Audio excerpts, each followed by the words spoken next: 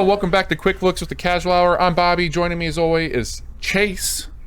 We are going to be diving into an encounter in a dungeon. A dungeon encounters here for this quick look. What do you think about this? You were a little... You know about this, right? You know something about this. I know something about this. I know this is a Square Enix joint. It's developed by Square Enix of Europe. Okay. And it's an RPG. It's a JRPG, as you can clearly see from what's happening here. But it's a very stripped down experience, and I'm really interested to hear more about it. This is out on PS4, PC, and Switch.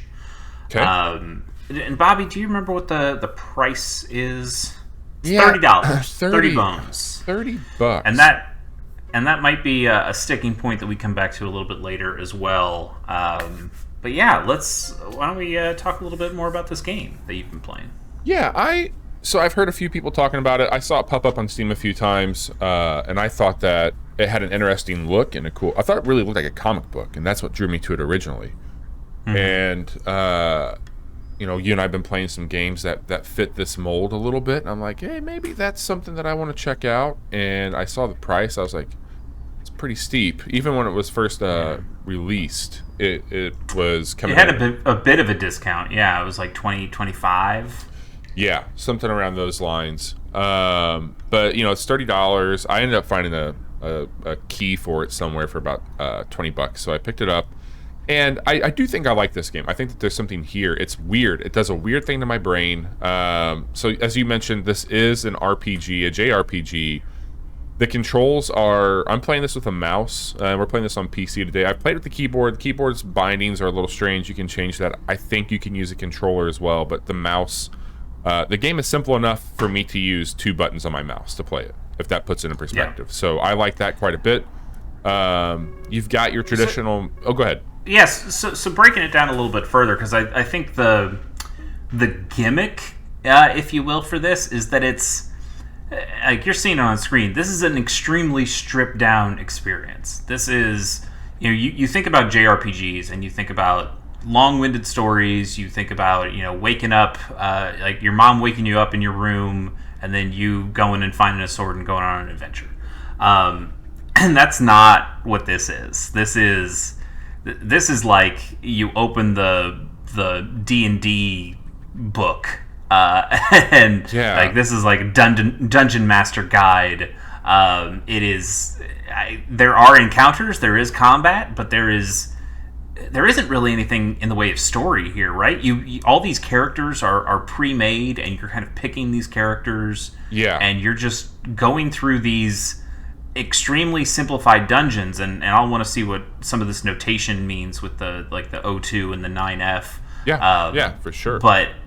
But you're just going through these dungeons and just doing this extremely stripped down combat. It's like somebody made a proof of concept for a JRPG, and then Square said, "Yeah, fuck it. Why don't we just put it out as is?" And they're like, "No. We're gonna build a full game around this." And Square's like, "Nah, it's fine. Just throw it out there." Yeah, proof of concept is the word that I've had rattling around in my brain, and I couldn't agree more with that. So let me do something really quick before we get into some of this action. First and foremost, like and subscribe. We do quick looks, video on demand shit. A lot of fun stuff here at the Casual Hour, so make sure to give us a like and subscribe. You talked about these numbers. I'm going to get to those next, but when you talked about characters, so if I go into the composition here, I have a party, and the only information I'm getting on any of these characters is they have a profile that changes. So it's literally reading this here to find out what's going on with this character. That's it. Like, that's all I have. I don't have anybody talking to each other. There's not, like, I can mix and match this party just based off what I have. But this is the only thing you're getting on that. D&D style, you have a character sheet, and that's all you're given. And with D&D, you're supposed to make up some stuff yourself and have those conversations and be in conversation with some sort of dungeon master. And that's what JRPGs usually do, usually try to emulate is, hey, we're going to give you the story and you can start to react around it yourself. And this game goes, well, what if we just didn't do that? What if we just gave you the hard data numbers that you'd get from an RPG or from a tabletop experience, but not give you any of the other shit. Yeah, and so they do a pretty good job too of showing you like, hey, here's all the people you can get in the game. You'll notice we have coordinates up here for ZYX, and then it will let you know like, hey, if you get to that coordinate and you go to that spot, you can swap them out into your party if you want to. So I see. Some people we have not figured out where they're at yet, so they're just wandering. But you can see who's going to be in your party. You're going to see what abilities they have, what gear they have right away, and you can also see all their stories too.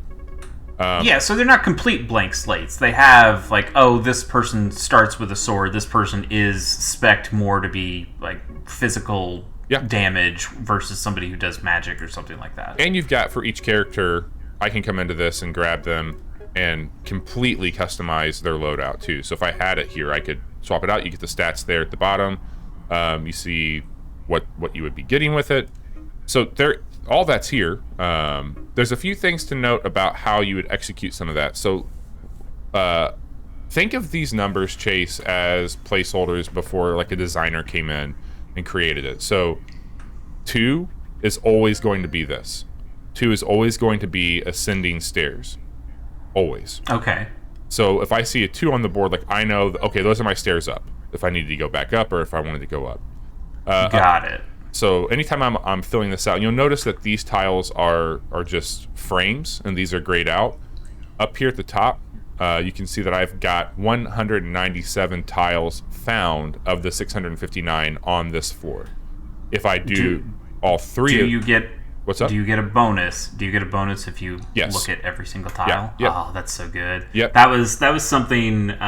It's not in Final Fantasy IV, but it's in the Final Fantasy IV remake for the DS, where if you walk around and totally reveal the entire map of any dungeon floor, you get a little bonus extra, like a extra potion or something like that. And I got obsessed with that. Like it wouldn't be worth it. You wouldn't even want to do it because you'd run into enemies. You'd not have enough health for some of this stuff. But I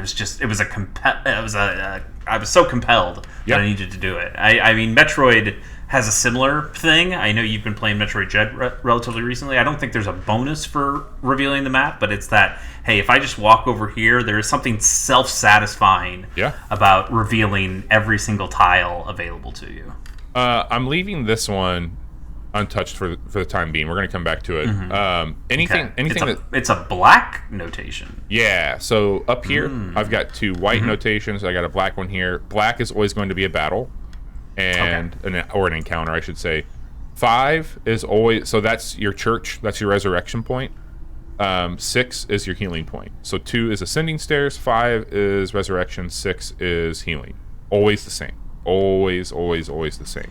So when you say resurrection, do you mean if the party wipes, that's where you'd come from? Or if a character goes down, this is where you come to revive a single character? So reviving, so you just click on it, and the party will be healed. Boom. That's Got it. So let's go down here and let's check out. And no cost for that, right? You don't have to pay somebody to do something. You can do it as many times as you want. You got it. Okay. So we're gonna go into this one. This is a 0C, and we've got some sharks and alligators. Man.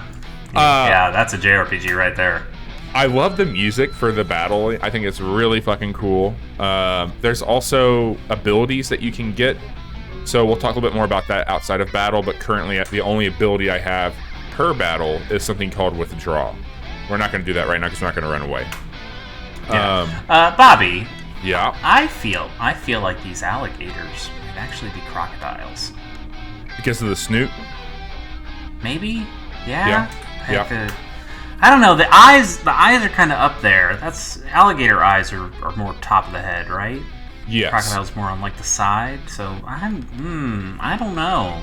There's just something about that reads more crocodile than alligator to me. So let me run you through here. I mean, you're more of the JRPG expert than I am, but for anybody who's uninitiated, there's it's very simple. But you've got PD, MD, and HP. So you've got your physical damage, your magical damage, and then your health percentage there, health points. this is an active time battle, so there's an ATB on this. I know that you hate that, but I do. We have it paused right now for that, and the blue bar is going to be your ATB meter. So it pauses whenever a character is full. It will. Because you've got Yes. Elva right now, who looks like his blue bar is completely Yep. filled and is glowing. So And that is it something pauses, you can turn off if you want to, but I like it on. No, like that's the way that I can actually stand ATB, is to be able to pause it kind of not at any time exactly, but at least to have some sort of pause feature. Yeah. I usually play these games kind of handheld, and I'm usually watching TV or something when I play them, and that's always been my problem with ATB, is that it just keeps going. Like if I'm watching a baseball game and something cool is happening, and which is rare, I admit, but sure. If I want to like keep my eyes on the baseball game, I like playing a Pokemon game where I know that I'm not gonna look back down and have a game over. So it's nice that it at least has this touch. I know Final Fantasy games also technically have something similar to this, but I've never had it work for me in the way that I wanted to. Well, speaking of nice touches, I just realized this. This shark's got a gold tooth. How'd you see that? It's right here. I just looked down at its tooth and saw that it was gold, compared to the other ones that are more white tan. So it's got a gold tooth shark. I like that. I just as like, okay, I gotcha. I didn't know if it was like if I kill this thing, I get a trinket. Oh no, just as purely cosmetic. Gotcha. So the way that this plays out, depending on what kind of attack that you're doing or your enemy is doing. So let's say that I do a magic attack, right? Yes. This shark has no armor up for magic defense, so I would directly go into their health, which would be awesome. So that's something to think about when you're doing this. And I have not gotten to like strong casting yet. I know that there's a lot of things that can be, status effects in the game that you can be impacted by. But yeah, we'll just get into it here. It's pretty straightforward. I'm going to start chipping away at the shark here because they are pretty stout with some physical defense. Mm-hmm. So simple animation. I'll just keep working down on these sharks. Did your cat just use a hatchet? Yeah. That's what happened there. Now I don't know what the C meant, like after the 0C when we went to do this battle. Oh shit. Multi-attack. Oh, shark attack. Yeah. These sharks okay, hang on. So you said PD was physical damage, but it's going down. Are you sure it's not like a defense? Sorry, physical defense. My apologies. Okay, I see. Physical defense, magical defense, health. Okay. Maybe you did say that and I put in damage instead. Okay. Yes. God, those sharks are tough. You gotta get rid of them. All right. And so that physical damage that will heal back up, or that will refill once you're out of this battle? Like that's just armor that you come into every battle with, or is that something you need Right. Okay. The problem is, so we're going to lose Ninja up here. And we'll have to go back and hit that resurrection spot. We might lose a few people. These guys, this is a pretty tough battle compared to the other ones I've been in part of. Seems like it. Now, I haven't messed around with like difficulty or anything like that because it's been relatively easy this far into it. Does it have those? Does it have difficulty options? I think there is an option to go in and change the game difficulty if I remember correctly. Yeah, all right. So we just got 2 KO'd. I haven't wiped yet. This might be kind of fun to have happen on the quick look. Fun, sure. Yeah, or at least a research purpose. So you don't have any magical characters? I might have one person I could bring out for. I have some that can do some abilities, but they're not very strong. And so I can go back up to the very first floor. All right, we just wiped. There it is. Okay, the party was defeated. Let's see what happens here. Assemble your expedition. Oh, like those guys are just KO'd in the dungeon, and you have to go find them? Is that what that is? Yep. Wow. Yep. So, this is interesting. Haven't had this happen yet. You have to use some new characters, I guess. Yeah. So then we'll bring them over here. So those guys are also on the 4th floor, right? That's what the Z is. So yep. Everybody else that you're picking up's on the 1st floor. Yep. So I don't know if I can have a 4-person party right now. Okay. So this is what we have. Wow. That no more members of the Academy remain to be dispatched. If the party's defeated, your adventure will come to an end. Wow. Okay. So this is floor 0. This is, and I don't know if it carried over my money. Does this have autosaves or something, or could you just like restart a save? It does have autosave. Oof! Yikes. So this is the ability station. This is what I was talking about earlier. So you can see up here, by completing the floors, as we talked about earlier, you're getting ability points. And they do have, so everything that you would be using for abilities has a cost. And so I've got only 2 abilities, which is Withdraw, which lets me flee from a battle. This one here says, while active battle encounters will be marked on the map, so we can see those now. Sure. With Scouting. So we've got 5 of our 27 points. So before you had that, it was just random battles. You would be, well, not random exactly, but you'd be walking over spaces, and then it would say, "Hey, you got caught in a trap. You're in an encounter now," and you didn't know. Yep. Okay, interesting. Yep. Interesting. So this is also more of like this is a town, right? So we can come in here, and now I can buy stuff now because I've got quite a bit of gold that we've built up, or gil, however you want to look at it. Yeah. Can you bring that Chimera with you? Like that'd be. He seems capable. He seems all right. The Bastard Sword is something that I think we should probably purchase. That's a pretty powerful weapon in comparison to what we've had, if you look here. Sure. So I'm going to grab one of those at least. And I'll purchase that sword. So we've got one of those. And then this is going to be the defense. So this is your armor here. Oh, he looks like a cool dude too. Yeah, I fought a few of these guys. So it's interesting that they're just recycling that there. You know, so for a game that has no art, I really like the art. I know. It's really good, man. The music and the art in this. I'm telling you right now, this game has surprised me quite a bit. For not having a lot of story to it, it's still pretty damn good. All right, this is just some of our magical abilities. So if I had somebody in my party, which is more focused on magic, which I don't believe we do. I mean, they can do, like this person here can do an attack. They can do a magical attack. That's their secondary attack. Mm-hmm. Same here. So they can all do it. I could purchase a spell if I wanted to do that. And this spell here might be useful if you run into any more sharks.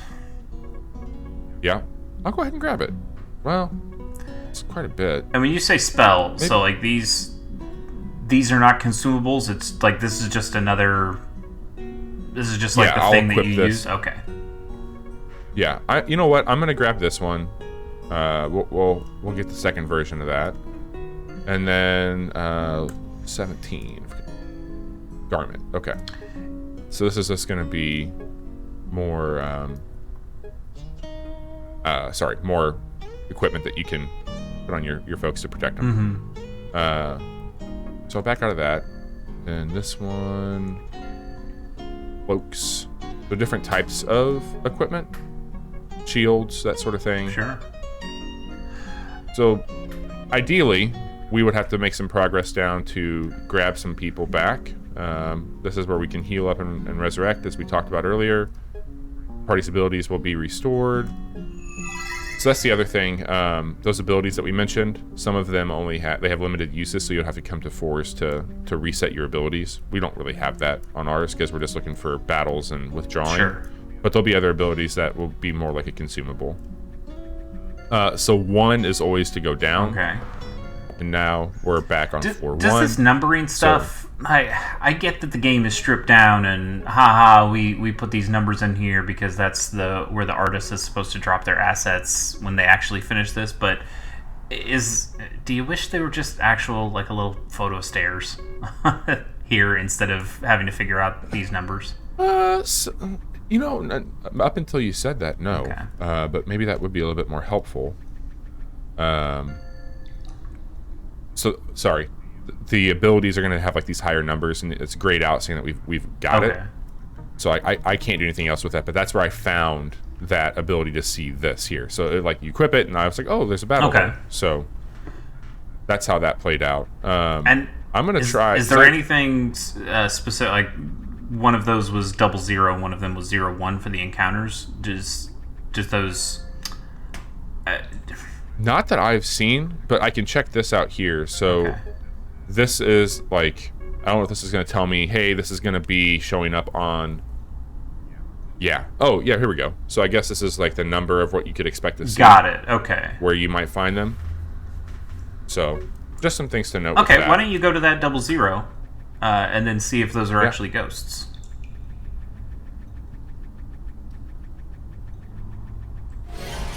Hey, how about ghost. That? It's a pretty good little sound you get there with the ghost. Yeah, again, for not having any like any real presentation, the little presentation that they do have, not bad. I don't mind this. Yeah, it's pretty dang good. You know what I do mind, Bobby? What's $30. I know. That's the biggest thing to me. Like we've had. There are games out on the Switch right now that are JRPGs that would last you many hours, that have incredible art styles and combat systems and plenty of stuff, and they're $15, they're $10, they're $20, and this seems really cool. I think this seems really cool because it does have this gimmick. I don't think I would care about this nearly as much if it was a fully featured RPG. But there is just something about knowing this is made by Square and they are charging it at a pretty premium price for what feels like half a game. Yeah.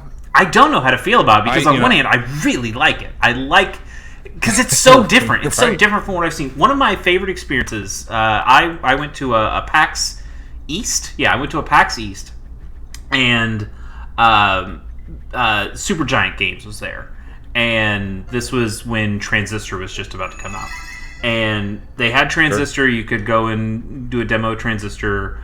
They also had a kiosk that had Bastion running, so you could go and play Bastion as well. And then they had one kiosk that was, hey, here is our prototype for Bastion.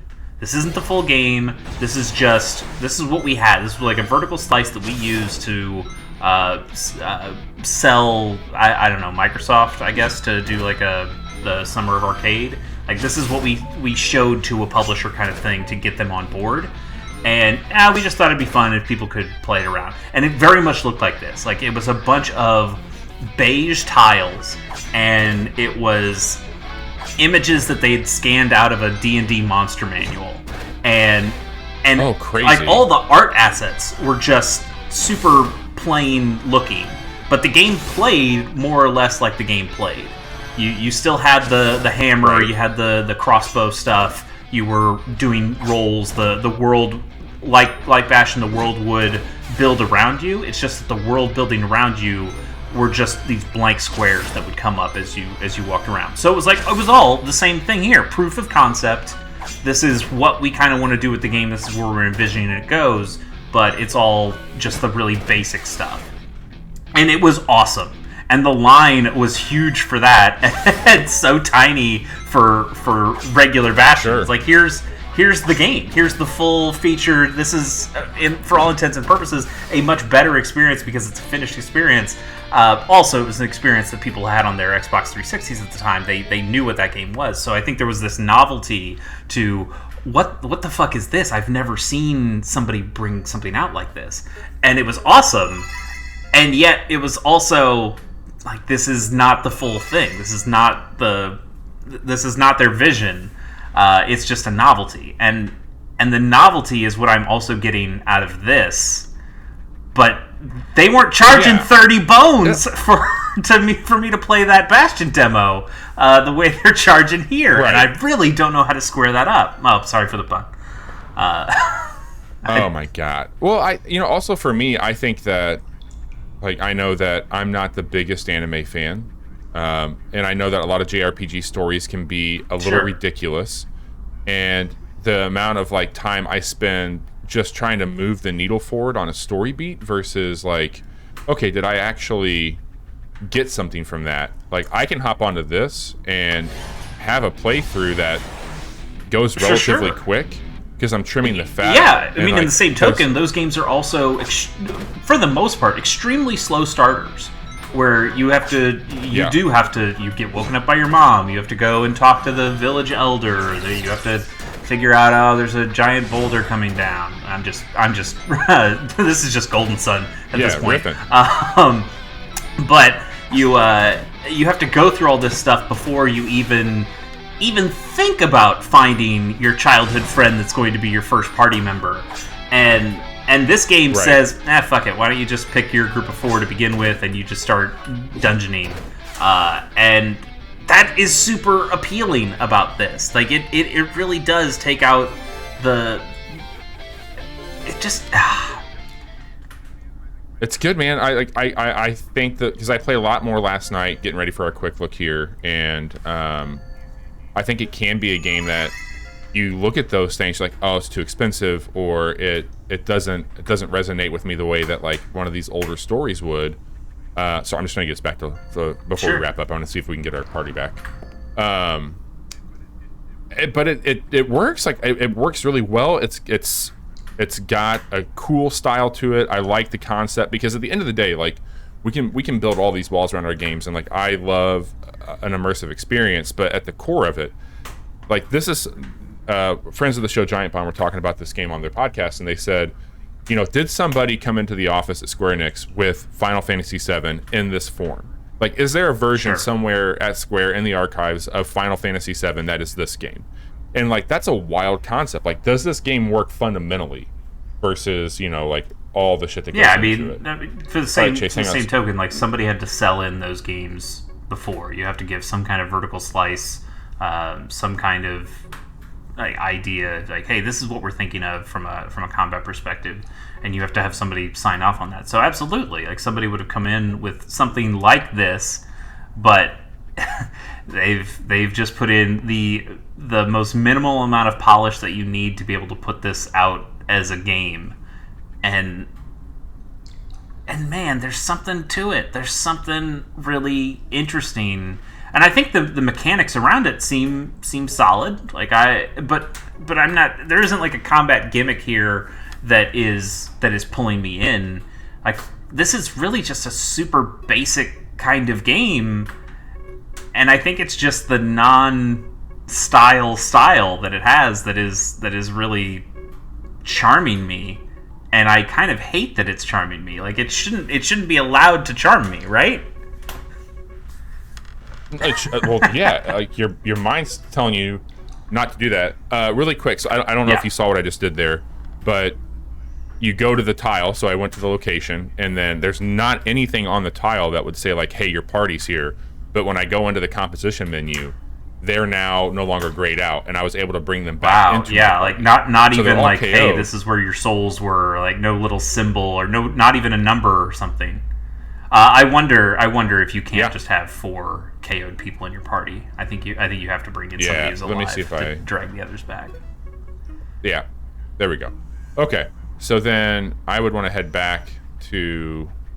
I can't remember if we found it on here yet. The resurrection. Yeah, you can go up. I also see in the bottom right corner there's a speed indicator. You could just turn the game speed way up. Do it. You ready for this? Oh, you're flying. This is cool. I also really like that they're not random battles. That the battles show up on the map, because it does allow you to bring a super underleveled party like you did and just avoid the battles to get down to where you were.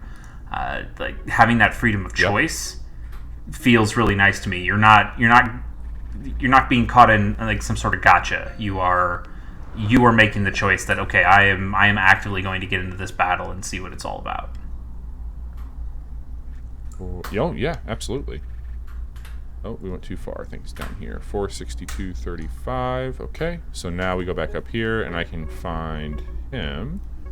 And let's put him... Good old Nangapar. Nangapar. And then I can go up here and get him healed up or resurrected or whatever we got to do. Bobby, before this quick look, I have had this game on my wish list. I've gone back and forth. You've heard me in this quick look. I've gone back and forth on whether I think this is very cool or very dumb. Yeah. I don't. Where are you at right now? Know. Is it cool or dumb? You're liking this though. Well, yes. I like this. But I also don't know if I don't need all the celebratory things that come with the JRPG that I think you really like. And I like seeing, you know how I am, like, you know, the games I like sim building games. I like tinkering games where I'm like mining resources and doing it. And this is almost like work in a way, like the way that it's like very like matter of fact, like it's a very blue collar JRPG. Yeah, okay. How about that? I like that. I think, and so for me, like, I like the idea that I feel this is work. I'm looking at numbers. I'm trying to figure this out. Like, okay, this system's spinning. Okay, I'm gonna go down here and get this one. Oh shit, there's a battle. I can do that if I want to. Oh, I'm trying to get to this town to buy this gear. Fuck, I just had an encounter I didn't really want. I don't want to have to spray a potion on to try and make sure that, or a repel pellet to keep people from, you know, bothering me. Like, I can just get in, fucking go. If I want to battle here, I can. If I want to heal here, I can. Okay, where's my other one at? Oh, I haven't got that spot yet. Maybe there's something new over here. Maybe there's a new ability. Like, those types of things are really fucking cool to me. You don't feel any remorse for paying $20 for this game. I know you got it a little bit discounted, but you paid $20, so you feel good about that purchase? Yeah, man. And look, like, I think that when it comes down to it, like, there's so much to be said about, like, over the last 10 years with mobile phones, like, there's a game that I can spend well, even on the Switch, man, like, I'll pay what, $25 for Cave Story on the Switch when I can pay $2 on PC for it. And so, like, it becomes weird. It's like, is that the determination for me? Like, if I let money completely control how I view and enjoy games, like, there's games that I've played on my phone that were free. That, like, I mean, Genshin Impact's a free game. Yeah, it's a gacha game, and it costs a lot more than money. But, like, it costs a lot more than money. So at that point in time, does a game like Genshin Impact that is quote unquote free garner more praise than a game like this that kind of puts its tiles on the table and tells you what's going on with it for $30? And we've had this discussion on our podcast, and I think it's probably. Like, I don't want it to be the focus of this quick look as much, so maybe it's something we'll bring up again on the podcast. But there is something, I agree with you. Like, I've gone out there and I've purchased, translated games or import video games. And those cost a premium. Like, those are, hey, this game was already $60, but because you're getting the import version and you know you have to get it sent from PlayAsia or wherever the fuck, you know, you're adding another 10, maybe $20. To the point where you're like, fuck, I'm paying a lot more for this game that shouldn't be this expensive, but I know I like this game, I know I want to play this, and this is the only way I can, so I'm going to pay that premium. There is a part of me, though, that doesn't want to... I live in a pretty privileged spot where it's like another $10. Like, if this game is $20, no problem, I'd buy it. I'd buy it immediately. But the idea that it's $30, there's something in my brain that goes, that's too much. Now, $10 for me, not a big deal. I can afford to throw another $10 on something. So why am I quibbling about it so much? It's because this is fucking Square Enix.